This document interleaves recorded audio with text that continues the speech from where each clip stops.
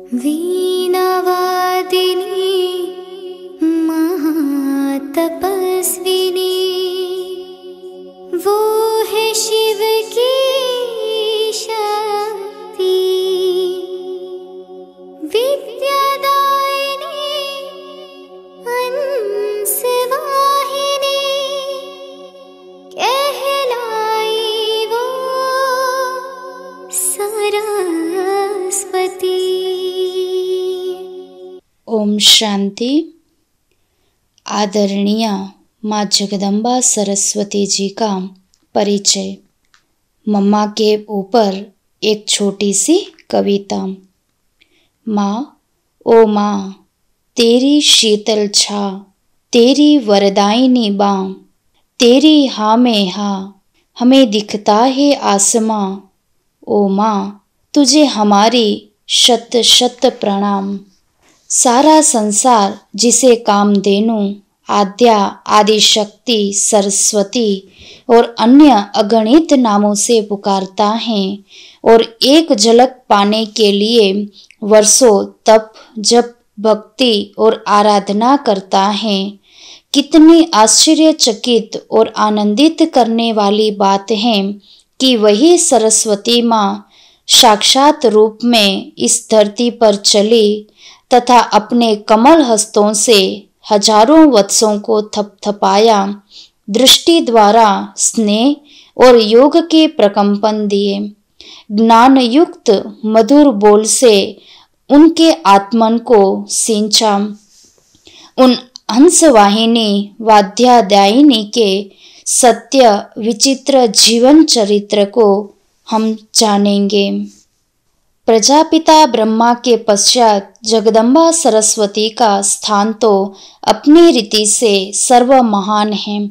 यज्ञ की स्थापना में उनकी शिरोमणि पवित्रता, घोर तपस्या, अटूट निश्चय इत्यादि की तो जितनी महिमा की जाए उतनी कम है। जिन्होंने उनके मुखमंडल को देखा है, उनसे पूछिए कि वे कुदरत की क्या कमाल थी। कैसी थी वो भीनी भीनी मुस्कुराहट जो शिव और ब्रह्मा ने ज्ञान रंग से चित्रांकित की हो। उस मुस्कुराहट को देखकर तो रोना सदा के लिए बंद हो जाता। वे निर्मल नैन जिनसे योग तपस्या की प्रकाश रश्मियां जिस पर पड़ती, उसे भी योग के पंख पर बिठाकर फर्श से अर्श पर ले जाती। उनका वह दिव्य व्यक्तित्व ही ऐसा था कि वे एक अहिंसक सेना की सेनापति दिखाई देती थी। उनकी चाल ढाल ही ऐसी थी कि जिसमें योग और राज मिलकर उसे इतना भव्य, दिव्य, सुसभ्य बनाते थे कि बात मत पूछिए। जिस किसी को भी उनका स्पर्श मिला, उसने अनुभव किया कि उसकी इंद्रिय चंचलता शांत हो चली। जिस समय किसी ने उनके कमरे में प्रवेश किया तो देखा कि वे समाधिस्थ हैं, तपस्यारत हैं अथवा हंस माता के रूप में ज्ञान रत्नों को धारण किए हैं।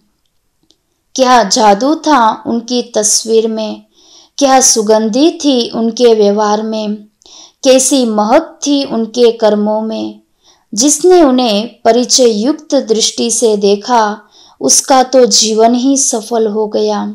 अतः हम सभी का कैसा सौभाग्य है कि हम ब्रह्मा कुमार या ब्रह्मा वत्स भी हैं और सरस्वती पुत्र अथवा सरस्वती पुत्री भी है। लोग जिस देवी को विद्यादायिनी के रूप में विद्या का वरदान पाने के लिए पुकारते हैं, स्वयं उन्हीं के पुनीत हाथों से हमने अमृत पिया। स्वयं उनकी मुख वीणा से ज्ञान की स्वर्ग सुखदायिनी झनकार सुनी। उनके वरद हाथों ने हमारे सिर पर प्यार बरसाया। उनकी ज्ञानमयी गोद के हम सूत हैं। जमीन आसमान सूक्ष्म दिव्य नाद करते थे जब वे चलती थी। चंदा भी देर से जाता था जब वे रात रात भर शिव पिता को याद करती थी। अरे वे ही पार्वती थी जिसने पर्वत पर तपस्या की शिव के लिए। गौरी वे ही तो थी।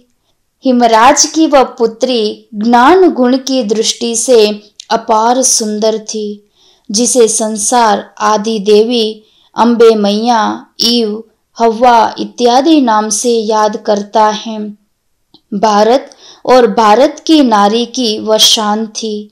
योगियों में से वे सर्व महान थी। धर्म, दर्शन, मजहब और ईमान थी। वह दिव्य गुणों की खान थी। वह मदर ए जहान थी।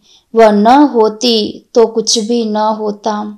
वही तो प्रजापिता ब्रह्मा के मुख द्वारा परमात्मा शिव का ईश्वरीय ज्ञान सुनकर सभी यज्ञवत्सों को समझाती थी। वह तो उनके सामने ज्ञान एवं योग का नमूना थी। सभी यज्ञवत्सों को संभालने के लिए वही तो निमित्त थी। उन्हें प्रजापिता ब्रह्मा के समक्ष स्थान पर बैठकर प्रतिदिन ज्ञान वीणा वादन का अधिकार था। उन्हीं मातेश्वरी ने दुर्गा का रूप धारण करके यज्ञ दुर्ग की रक्षा की, विघ्नों का सामना किया, जनता और सरकार द्वारा आई विपत्तियों को झेला। भिन्न भिन्न संस्कारों वाले यज्ञवत्सों को संस्कारों की भट्टी में से उन्हीं ने ही उज्जवल किया और एक एक को ज्ञान लोरी सुनाकर ज्ञान पालना दी। वही तो प्रथम शीतला माँ, संतोषी माँ और अन्नपूर्णा थी। स्वयं प्रजापिता ब्रह्मा उन्हें माला के युग्य मणके में स्थान देते हैं। यज्ञ माता की उपाधि देते तथा आदरणीय मानते थे। ब्रह्मा बाबा मम्मा को आगे रख पुरुषों को उदाहरण देते थे कि बहनों माताओं को आगे रखें। बाबा स्वयं कई बार उन्हें रेलवे स्टेशन तक छोड़ने जाते। मम्मा की आध्यात्मिक चेतना उनका योग प्रकाश ऐसा था कि देखने वाला भी शरीर को भूलकर आत्मनिष्ठ हो जाता था। आत्मनिष्ठ न भी हो तो भी उसमें आध्यात्मिक चेतना जाग उठती थी।